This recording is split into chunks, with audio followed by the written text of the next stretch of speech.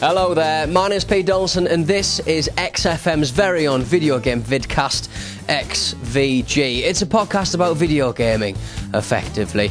This week we're going to be talking about lassos, lasers, and of course the busiest start to the gaming calendar in recent history. Enjoy!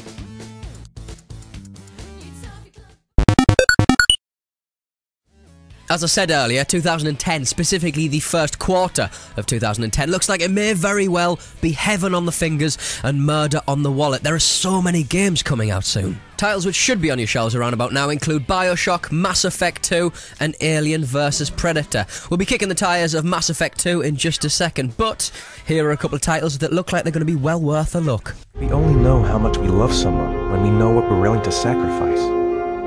I never asked myself that kind of question. Without knowing why, without asking myself how far I would be prepared to go for love. Heavy Rain is the long-awaited third game from enigmatic French developers Quantic Dream. The first being Nomad Soul, starring David Bowie, and the second being the superb Fahrenheit from 2005. What was the man doing before the murder happened? He was there for a while. He was reading, I think. And as with Fahrenheit, Heavy Rain looks like it might be making a pretty decent fist of being an interactive movie, which is a genre that's had more stinkers than Mr. Eddie Murphy.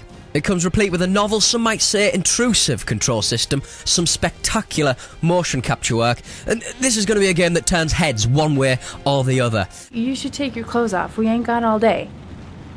Actually, I'm not a customer. Shit, a cop. And fair play to Quantic Dream for trying something that little bit different. Heavy Rain's going to be coming out on the 23rd of February. Everything I did for love.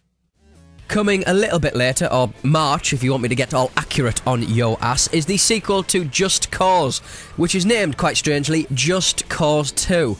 Where the original fell down was in the driving model. Cars handled like go-karts, and you were never more than a couple of minutes away from getting stuck in some scenery. This time round though, the creators have promised to fix the niggles and concentrate on the fun bits, namely grappling hooks, punching fellas out of helicopters, and then smashing said helicopters into mountains, but not before parachuting to safety. Viva la revolution!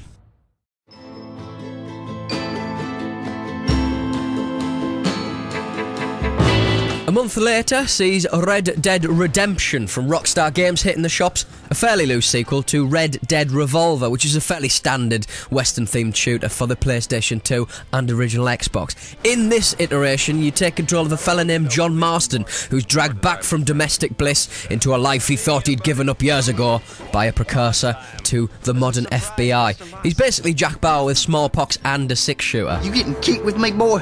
Calm down. Along the way, Marston has a choice of being either a goodie or a baddie, which is not a choice to be taken lightly. Just ask Bill Oddie.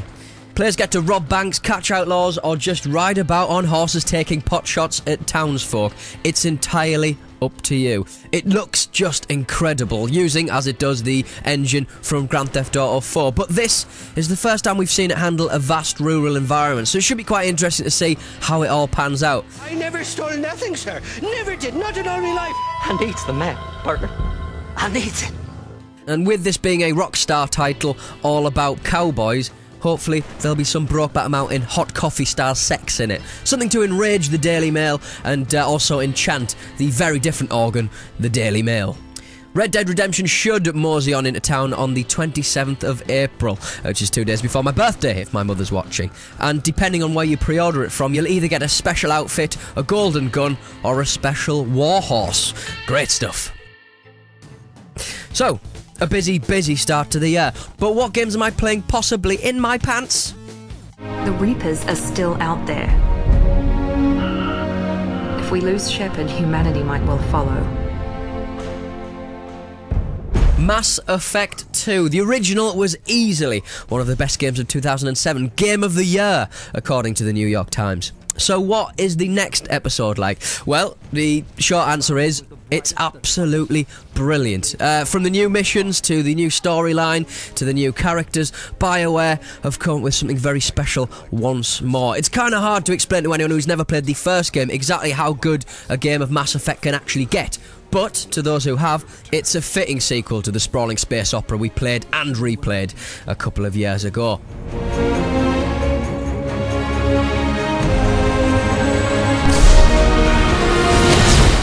The act of combat and taking cover has been tightened up. Gone is the hard-to-handle moon buggy, and the mission structure becomes a little bit more rigid, so you're never really lost as to what to do next. Graphically, it's probably what you'd call more of the same, with a superb cast of characters who express their emotions with some very decent motion capture work, which disguises some slightly iffy lip-syncing. But that really is some subatomic nitpicking right there, because by far and away the stars of the show are quite literally the stars of the show, the voice cast.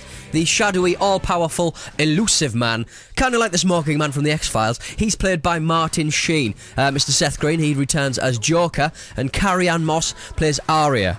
I'm the boss, CEO, queen if you're feeling dramatic. The spaceship's computer, weirdly, is voiced by Alan Carr, Chatty Man. Well, it's quite a grotty house, but I don't think Simon Cowell, because I've seen him on Cribs, and I don't think he has a grotty house. Ha! Not really. It's the woman from Battlestar. Yes. So, with less slowdown and some of the greatest sound design I've ever heard in a game, it's an absolute winner. The adjective epic is used way too much when describing multi-million-dollar video games, but this time round it fits Mass Effect 2 like a glove. We will stop at nothing. We will fight for the lost.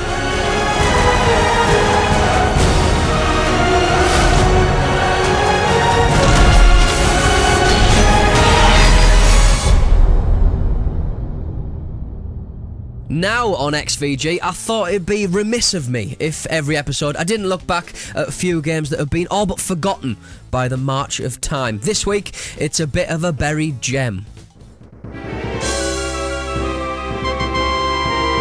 Laura Bow 2, The Secret of Amon Ra, released in 1992, was one of Sierra's more sophisticated graphic adventures, a genre which was very popular during the 90s. Whereas big rivals LucasArts were pumping out a game every year, maybe every 2 years, titles like Monkey Island, Indiana Jones, stuff like that. On the other hand, Sierra had 3 or 4 series on the go at any one time. Police Quest, Space Quest, King's Quest, Quest for Flippin' Glory. Laura Bow 2 was the follow-up to The Colonel's Bequest, one of the most punishing video games ever made. There were literally over 100 different ways to die. In the second game, gone was the sluggish text-based system, and in came the point and click, all in 256 colours. Imagine that! The story picks up with Laura, now a reporter for a New York newspaper, investigating the case of a missing ancient Egyptian dagger. As with a lot of Sierra games, this one loved a dead end, and if you didn't manage to pick up an object at a particular time and in a particular way, the story moved on and you were pretty much screwed. Games were so much more unforgiving back in the day. So if you were ever a fan of the genre, this is an interesting footnote in graphic adventure history, and is available online for free if you're willing to have a bit of a mooch about.